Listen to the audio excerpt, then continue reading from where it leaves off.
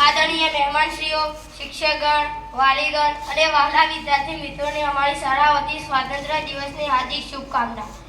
આજે આપણે ભારતની આઝાદીના 79મા વર્ષના આઝાદીના અમૃત મહોત્સવને ઉજવવા એકત્ર થયા છીએ.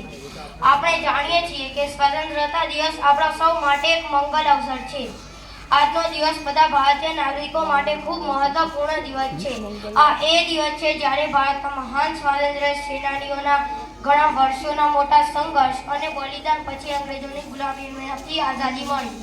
ભારતની આઝાદીના પહેલાના દિવસને યાદ કરવા માટે આપણે દર વર્ષે 15 ઓગસ્ટના રોજ સ્વતંત્રતા દિવસ ઉજવવા સાથે એ બધા મહાન નેતાઓના બલિદાનોને યાદ કરીએ છીએ જેમણે ભારતની આઝાદી માટે પોતાની આહુતિ આપી.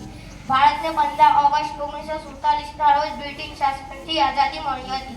આઝાદી પછી આપણને આપણા રાષ્ટ્ર અને માતૃભૂમિમાં તમામ મૂળભૂત અધિકારો મળ્યા. આપણને આપણા ભારતીય હોવા પર ગર્વ હોવો જોઈએ અને આપણા સૌભાગ્યની પ્રશંસા કરવી જોઈએ કે આપણે આઝાદ ભારતની ભૂમિમાં જન્મ્યા છીએ. ગુલામ ભારતનો ઇતિહાસ જણાવે છે કે કેવી રીતે આપણા પૂર્વજોએ સખત લડાઈ લડી અને ફિરંગીઓના ક્રૂર યાતનાઓ સહન કરી. આપણે અહીં બેસીને કલ્પના કરી શકતા નથી કે બ્રિટિશ શાસનથી આઝાદી કેવી મુશ્કેલ હતી. આ આઝાદીમાં 1857થી 1947 સુધીમાં અસંખ્ય સ્વાતંત્ર્ય સેનાનીઓ પોતાના દેશ માટે લડ્યા અને પોતાનું આખું જીવન આપી દીધું. ઘણા મહાન સ્વાતંત્ર્ય સેનાનીઓએ પોતાના પ્રાણોની આહુતિ આપી છે અને બલિદાન આપ્યા છે અને કેટલાક દાયકાઓ સુધી સંઘર્ષ કર્યો છે. ઘણા મહાન સ્વાતંત્ર્ય સેનાનીઓ દેશ માટે લડતા લડતા પોતાનો જીવ ગુમાવ્યો. આપણે ભગતસિંહ, ખુદીરામ બોઝ, મૌલાના આઝાદ, શેખુલ હિન્દ, શેખુલ ઇસ્લામ અને ચંદ્રશેખર આઝાદને ક્યારેય ભૂલી શકતા નથી જેમણે ખૂબ જ નાની ઉંમરે દેશ માટે લડતા લડતા પોતાનો જીવ ગુમાવ્યો હતો. નેતાજી અને ગાંધીજીના સંઘર્ષને આપણે કેવી રીતે અવગણી શકીએ? ગાંધીજી એક મહાન વ્યક્તિ ધરાવતા હતા.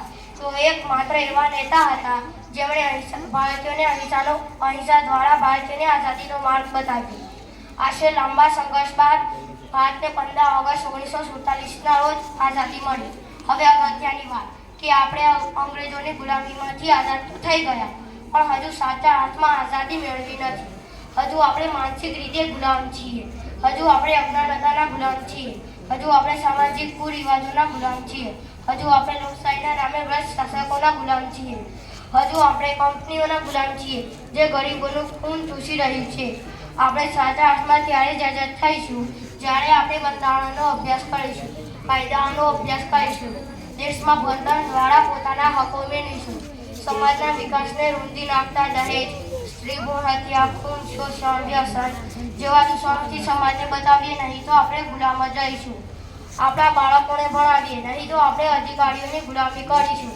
લાંચિયા અધિકારીઓ તમારી જોડેથી પૈસા લઈને તમને થકવી નાખશે. એટલે કે આજે સ્વાતંત્ર્ય દિવસના નિમિત્તે આપણે એક શપથ લઈએ કે અમે અમારા બાળકોને ભણાવીશું.